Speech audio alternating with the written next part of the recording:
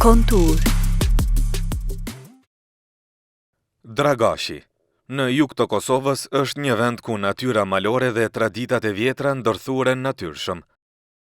Mes maleve të Sharrit shtrihet edhe rajoni i Gorës, një zonë me fshatra karakteristike, me kulturë, gjuhë dhe zakone që banorët i kanë ruajtur me shumë kujdes ndër breza.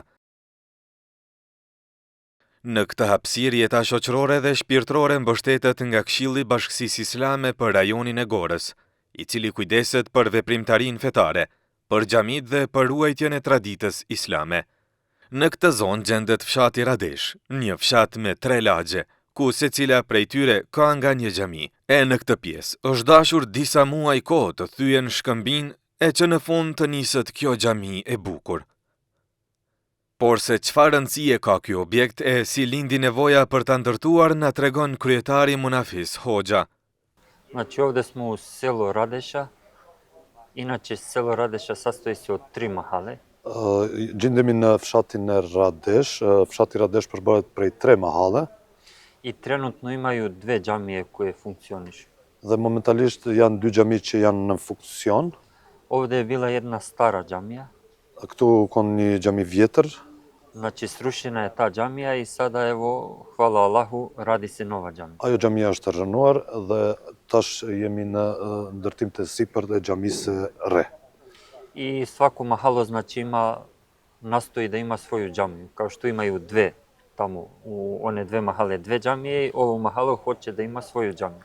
Mbasi thamë dhe Radesha përbëhet nga 3 mahalla, secila mahalla e ka xhamin e vet poshtë, xhamia e Hoxhës, mahalla e Hoxhës, xhamia në mahallën e Hoxhës edhe xhamia në Radeshën e Epërme apo mahallën e Epërme. Znači ova je 3. džamija u ovom selu. Kjo është xhamia e 3 në këtë fshat. Možda tokom zime nema toliko potrebe, ali tokom leta dolazi nam dijaspora, tako da ima i puno potrebe. Ndoshta gjatë periudhës së dimrit nuk e ka shumë nevojë për xhami, por gjatë periudhës së verës, kur na vjen edhe diaspora, edhe kemi nevojë për këto xhami. I normalno, znači, zašto bi ljudi odlazili u neku drugu mahalu kad mogu da naprave da imaju svoju džamiju i da edhe ajo është natyrshme, masi njerëz pse të shkojnë në mahallat të tjerëve me krye ritualet fetare, kur kanë mundësi të bëjnë çto ritualet fetare në mahallën e vet edhe afër shtëpive të tyre. Për çfarë nevoja do të shfrytëzohet objekti, përveç faljes që përmendëm? Za kakve će se, dakle, potrebe koristiti ova džamija, osim za verske rituale za klanjanje? Pa džamija normalno da će se prvenstveno koristiti za verske rituale, znači za klanjanje. Imaće i posebna prostorija, valjda, gdje će se održavati vjeronauka za mektep. Gusulhana, za gasulane, znači mejita. Xhamia normal së pari nevoja e parë që do të përdoret është rritet fetuale për faljet e namazeve, pastaj aty ka me pas edhe sallat për zhvillimin e mektebit, aty ka me pas edhe për gasulhana për lamje e xhenazeve. Për nevojat e fshatarëve do të shërbehet kjo xhamia në përgjithësi. Pa mislim da će biti ova džamija, da će spojiti neku našu tradiciju, ovdje što posjedujemo mi ovdje u našem području i islamska tradicija. Normalno da je i ova naša islamska tradicija, ali možda će imati neke posebnosti koje se tiče ovih prostora.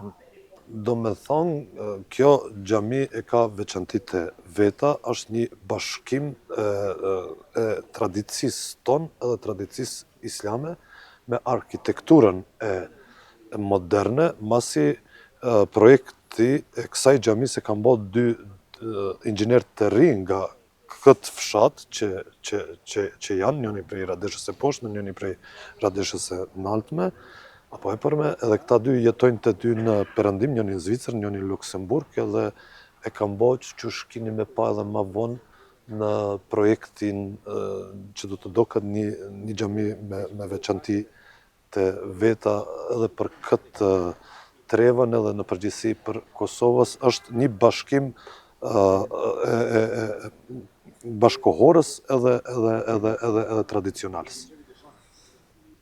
Në cilën fazë janë punimet dhe kur pritet përfundohet? Ka ndonjë datë caktuar? U kojoj su fazi trenutni radovi, kada se planiraju završiti, da li ima neki planirani datum? Pa evo, kao što vidite, sada je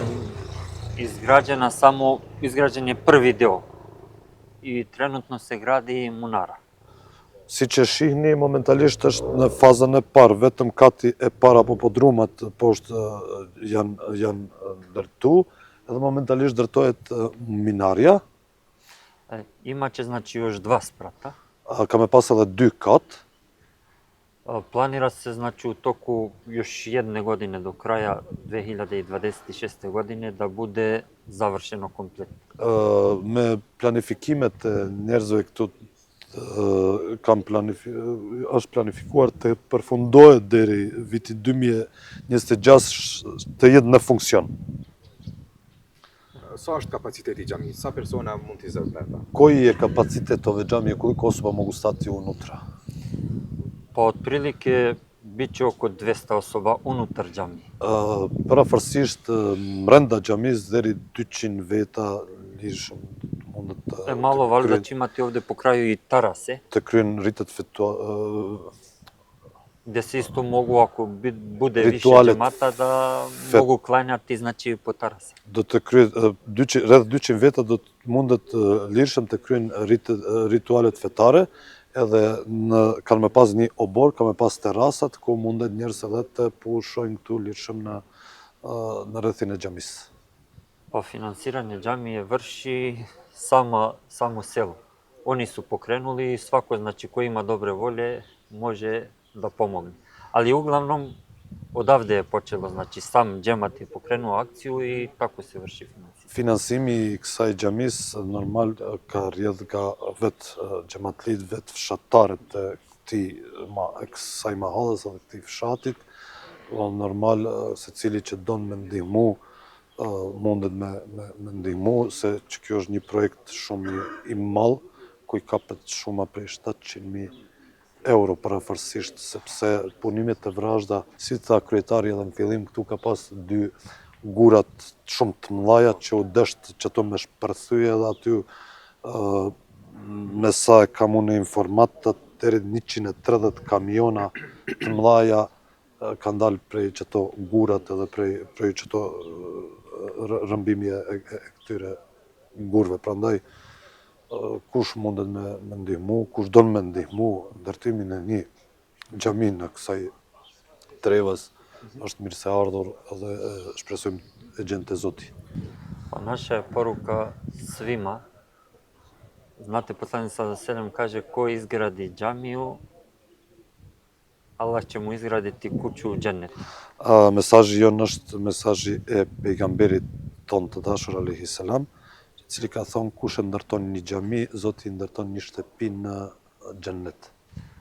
Mi kao muslimani svima je nama glavni cilj da Allah Đelešanu bude zadovoljan i na dunjaluku i na ahiretu i da zaradimo džennet.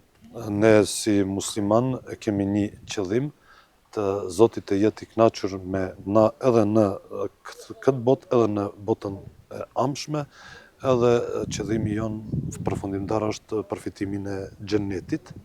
Znači do sada nije ostala nijedna džamija koja nije završena, izgrađena. I ova će se završiti, samo da bude to što pre.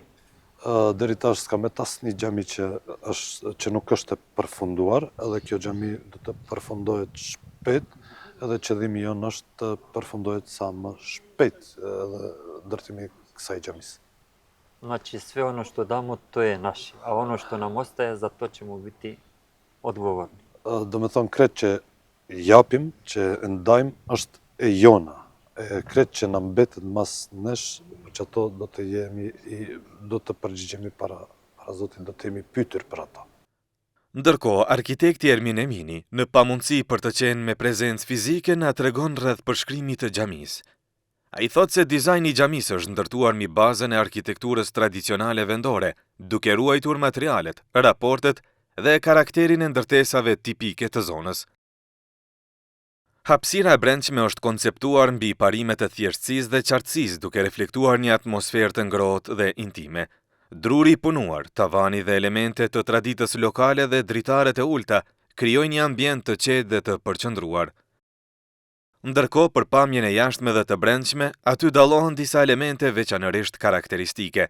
Minaraja është konceptuar me një formë të pastër dhe të balancuar me masën e xhamisë, me një kulm në formë feneri, që dikur ka shërbyer si burim drite gjatë natës në këto treva. Kupola krijon qendrën shpirtërore dhe vizuale të xhamisë, duke lejuar hyrjen e dritës natyrale dhe duke mundësuar që salla e lutjeve të jetë e hapur pa shtylla mbajtëse. Gjatë projektimit, funksionaliteti ka qenë parimi udhëheqës, ndërkaq estetika është mbështetur në thjeshtësinë, natyrshmërinë dhe përdorimin e materialeve vendore. Rëndësia e xhamisë në çdo fshat është e madhe, sepse ajo shërben si vend falje, qetësie dhe bashkimi për komunitetin. Në Radesh, ndërtimi i xhamisë së re ka filluar dhe banorët po kontribuojnë së bashku që ky projekt të bëhet realitet. Ky është një hap i rëndësishëm për jetën shpirtërore dhe shoqërore të fshatit. Me përkrajen e të gjithëve, Radesha po ndërton një objekt të ri, një xhami të re.